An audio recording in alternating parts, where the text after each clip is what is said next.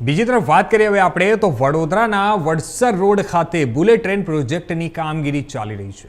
ત્યારે ગત રાત્રે જ બુલેટ ટ્રેન પ્રોજેક્ટના પિલરની બાજુમાં જ માટી ધસી પડતા ભૂવો પડ્યો હતો અને માટી ધસી પડતા અંદાજે 100 ફૂટથી મોટો મહાકાય ભૂવો પડ્યો હતો અને આ ભૂવામાં ભરાયેલા પાણી કાઢવા માટે પાઇપો જે મૂકવામાં આવી હતી અને ભૂવામાં રહેલા પાણીને બહાર કાઢવાની કામગીરી શરૂ કરી હતી।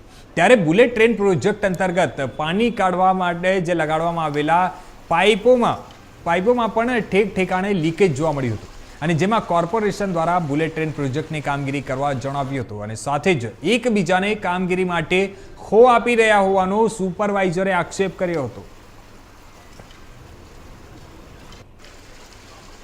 સડનલી એવું છે કે 6 વાગે આપણને ખબર પડી, 6 વાગ્યાથી 7 વાગ્યાની વચ્ચે જ્યારે પાણી આવે છે ત્યારે કે લીકેજ થયું છે। એ રીતના આખું માટી સાથે કોલેપ્સ થયું છે।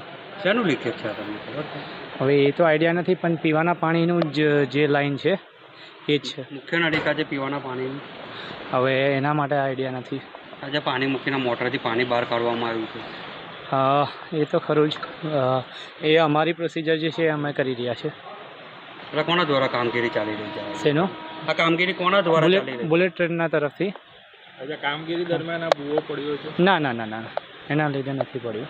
ક્યારે ખબર પડી તમને? સવારના સમથિંગ 6 થી 7ની વચ્ચે જ। આપણો પડી છે મનોજ કુમાર મણિભાઈ જાંબુ। તમે એના કોણ છો?